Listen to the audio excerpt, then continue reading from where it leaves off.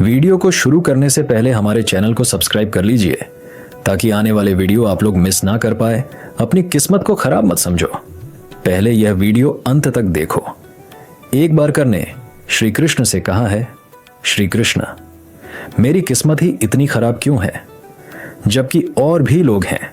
जब से मैंने जन्म लिया है तब से ही मेरे साथ कुछ ना कुछ गलत होता रहा है।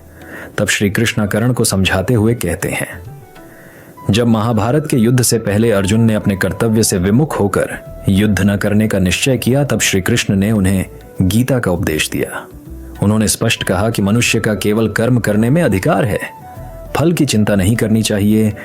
कर्मण्येवाधिकारस्ते मा फलेषु कदाचन। अर्थ, कर्म करना तुम्हारा अधिकार है लेकिन फल की चिंता मत करो। इसका अर्थ यह हुआ कि अगर कोई व्यक्ति अच्छे कर्म करता है तो उसका भाग्य भी अच्छा बनेगा, लेकिन यदि वह बुरे कर्म करता है तो उसका भाग्य भी बुरा होगा।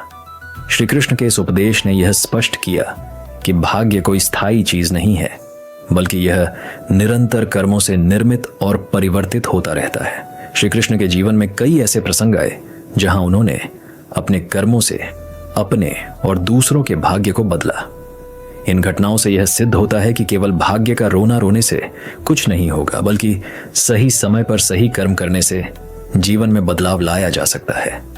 कंस को जब यह भविष्यवाणी हुई कि उसकी बहन देवकी का 8वां पुत्र उसका वध करेगा, तो उसने अपनी किस्मत को बदलने के लिए देवकी के सभी बच्चों को मार दिया। उसने सोचा कि यदि वह देवकी के सभी पुत्रों को समाप्त कर देगा तो उसकी मृत्यु भी टल जाएगी, लेकिन वह यह नहीं समझ पाया कि उसके द्वारा किए गए अन्यायपूर्ण कर्म ही उसके विनाश का कारण बनेंगे। श्री कृष्ण कर्ण को आप बीती सुनते हैं जो खुद उनके साथ गुजारी है। श्री कृष्ण ने कंस के अधर्म को समाप्त करने के लिए स्वयं अवतार लिया और अंततः कंस का वध किया। इससे यह सिद्ध होता है कि बुरे कर्म करने वाले का अंत निश्चित होता है, चाहे वह कितना भी शक्तिशाली क्यों ना हो। सुदामा, जो कि श्री कृष्ण के बचपन के मित्र थे, अत्यंत निर्धन थे।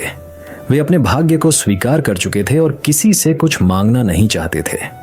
लेकिन जब उनकी पत्नी ने उन्हें श्री कृष्ण से मिलने की सलाह दी तो वे संकोच के साथ द्वारका गए।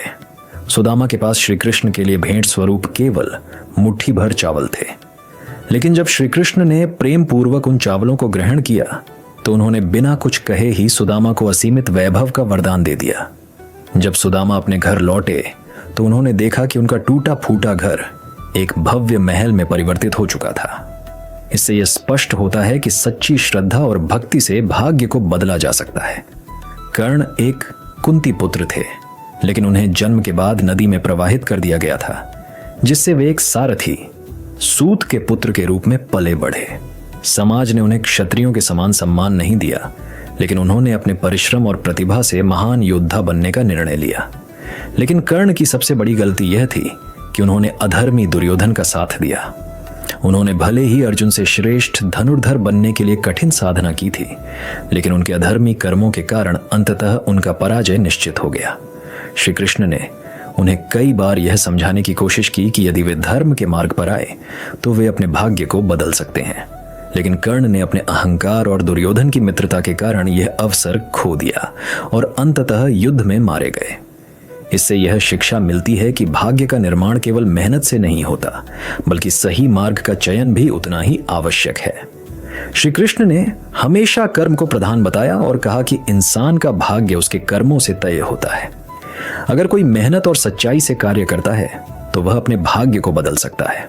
उन्होंने यह भी कहा कि अगर कोई भाग्य के भरोसे बैठा रहेगा और कर्म नहीं करेगा तो उसे कुछ नहीं मिलेगा। उद्रेदात्मनात्मानम नात्मानम व साधयेत। अर्थ, अपने भाग्य को स्वयं सुधारो, स्वयं को पतन में मत डालो। इसका अर्थ यह है कि इंसान को अपनी परिस्थितियों से हार नहीं माननी चाहिए, बल्कि अपने पुरुषार्थ कर्म से उन्हें सुधारने का प्रयास करना चाहिए। कर्म करते रहो। जो अपने कर्म में विश्वास रखता है वह अपने भाग्य को स्वयं गढ़ सकता है। अधर्म का मार्ग अंततः विनाश की ओर ले जाता है, जबकि धर्म का मार्ग सफलता और शांति प्रदान करता है। यदि मनुष्य निस्वार्थ भाव से भक्ति और प्रेम करता है तो उसे उसका उचित फल अवश्य मिलता है। जिस प्रकार कर्ण ने दुर्योधन की संगति के कारण अपने भाग्य को बिगाड़ लिया, उसी प्रकार बुरी संगति से बचना चाहिए। श्री कृष्ण ने गीता में कहा कि जो व्यक्ति विपरीत परिस्थितियों में भी सकारात्मक सोच रखता है वह अपने जीवन को सफल बना सकता है। श्री कृष्ण के अनुसार भाग्य पूरी तरह से कर्म पर आधारित होता है। अगर कोई अपने कर्मों को सुधार ले तो वह अपने भाग्य को भी बदल सकता है। उन्होंने यह भी कहा कि केवल हाथ की रेखाओं को देखकर बैठना व्यर्थ है। कर्म प्रधान विश्व रची राखा। अर्थ, इस संसार में सब कुछ कर्म के अधीन है। भाग्य केवल किस्मत का खेल नहीं है, बल्कि यह हमारे द्वारा किए गए कर्मों का परिणाम है। मेहनत, भक्ति और सही कर्म से इसे बदला भी जा सकता है। श्री कृष्ण और भाग्य का संबंध अत्यंत गूढ़ और गहरा है। उन्होंने अपने जीवन और श्रीमद् भगवद गीता के उपदेशों में यह स्पष्ट किया कि भाग्य केवल कर्मों का परिणाम होता है और इसे बदला जा सकता है। उन्होंने यह भी सिखाया कि केवल भाग्य के भरोसे बैठना मूर्खता है, क्योंकि व्यक्ति के कर्म ही उसका वास्तविक भविष्य तय करते हैं। धृतराष्ट्र के पुत्रों और पांडवों के बीच महाभारत का युद्ध अपने चरम पर था। कुरुक्षेत्र का विशाल मैदान योद्धाओं, अश्वों और रथों के पहियों की गर्जना से गूंज रहा था। युद्ध की घोषणा हो चुकी थी, लेकिन अर्जुन के मन में संशय उत्पन्न हो गया। वे अपने ही गुरु द्रोणाचार्य, अपने प्रिय भीष्म पितामह और कौरवों की सेना को देखकर विचलित हो गए। अर्जुन ने अपने धनुष को नीचे रख दिया और श्री कृष्ण से कहा, हे केशव, मैं इस युद्ध को नहीं लड़ सकता। मैं अपने ही संबंधियों का विनाश नहीं कर सकता। यह धर्म नहीं हो सकता। यदि मुझे राज्य और सुख का त्याग भी करना पड़े तो मैं यह युद्ध नहीं करूंगा। श्री कृष्ण अर्जुन के इस विचार को सुनकर मुस्कुराए। वे जानते थे कि अर्जुन को अपने कर्तव्य का ज्ञान कराना आवश्यक था। उन्होंने अर्जुन से कहा, हे पार्थ, तुम जिस धर्म की बात कर रहे हो वह अधूरा है। क्या तुम्हारा धर्म केवल संबंधों से जुड़ा हुआ है? क्या तुम्हारा धर्म केवल मोह और ममता तक सीमित है? तुम्हारा सच्चा धर्म अपने कर्तव्य का पालन करना है। अर्जुन की आंखों में प्रश्न था। उन्होंने कहा, लेकिन हे माधव, मेरा कर्तव्य क्या है? क्या अपने बंधु बांधवों का वध करना मेरा धर्म हो सकता है? श्री कृष्ण ने गीता का उपदेश देना आरंभ किया। उन्होंने कहा, हे अर्जुन, ये संसार नश्वर है। ये शरीर, ये संबंध, ये सुख दुख सब अस्थायी हैं। तुम केवल आत्मा हो जो अजर अमर है। इसलिए मोह को त्यागो और अपने कर्तव्य का पालन करो। अर्जुन अभी भी चिंतित थे। उन्होंने कहा, लेकिन हे कृष्ण, युद्ध में जीतने के बाद भी मुझे कुछ नहीं चाहिए। जब मेरे अपने ही मारे जाएंगे तो यह राज्य किस काम का?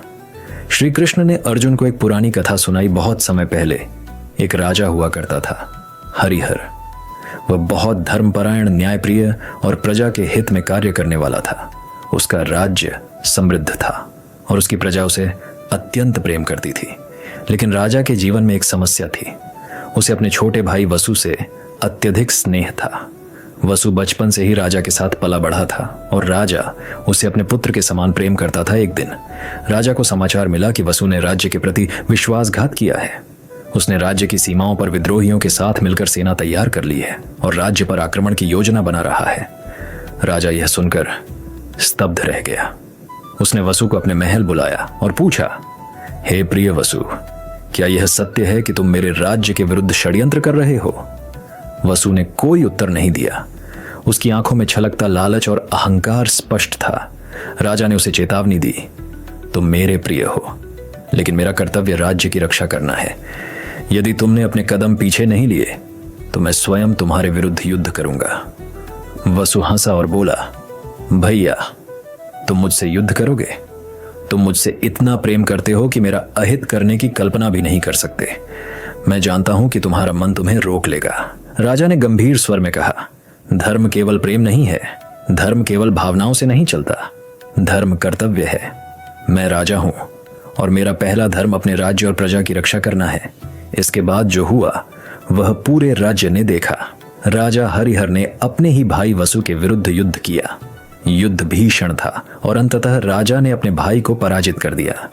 युद्ध समाप्त होने के बाद राजा की आंखों में आंसू थे, लेकिन उनका मन शांत था, क्योंकि उन्होंने अपने धर्म का पालन किया था। श्री कृष्ण ने अर्जुन से कहा, हे अर्जुन, यदि राजा हरिहर अपने प्रेम और भावनाओं में बहकर अपने कर्तव्य से विमुख हो जाता तो उसका राज्य नष्ट हो जाता। उसी प्रकार यदि तुम इस युद्ध से विमुख होते हो तो धर्म की रक्षा नहीं हो पाएगी। अर्जुन ने यह कथा सुनी और उनके हृदय में परिवर्तन हुआ। उन्होंने अपने संदेहों को दूर किया और अपने कर्तव्य का पालन करने के लिए तैयार हो गए।